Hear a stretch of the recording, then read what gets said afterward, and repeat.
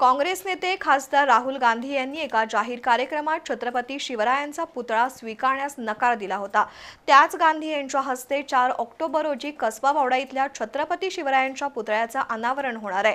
त्यावर आज सकल हिंदू समाजासह काही हिंदुत्ववादी संघटनांनी आक्षेप घेतलाय। राहुल गांधी यांच्या हस्ते छत्रपती शिवरायांच्या पुतळ्याचं अनावरण झाल्यानंतर दुसऱ्या दिवशी सकल हिंदू समाजाच्या वतीनं त्या पुतळ्याचं शुद्धीकरण केलं जाईल अशी माहिती उदय भोसले आणि गजानन तोडकर यांनी पत्रकारांशी बोलताना दिली। खासदार राहुल गांधी यांच्याकडून अनेकदा राष्ट्रपुरुषांचा अवमान होईल असं वर्तन झालंय।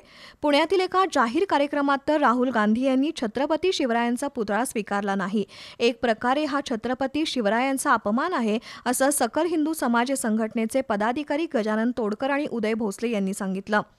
छत्रपती शिवरायांचा अवमान करणाऱ्या खासदार राहुल गांधी यांच्या हस्ते कसबा बावडा इथल्या छत्रपती शिवरायांच्या पुतळ्याचं उद्घाटन होणं मान्य नाही। एखाद्या शिवप्रेमी नागरिकाच्या हस्ते पुतळा अनावरण व्हावा अशी भूमिका हिंदू समाजानं घेतली आहे। त्यामुळे खासदार राहुल गांधी यांच्या हस्ते या पुतळ्याचं उद्घाटन झाल्यानंतर दुसऱ्या दिवशी म्हणजे 5 ऑक्टोबर रोजी सकाळी 10 वाजता सकल हिंदू कार्यकर्ते छत्रपतींच्या पुतळ्याचं शुद्धीकरण करतील असं यावेळी सांगण्यात आलं। पत्रकार परिषदेला निरंजन शिंदे, प्रसन्न शिंदे, राजू तोरसकर, आनंदा पोवळ, विकास जाधव, नंदू घोरपडे, बबन टोपकर उपस्थित होते।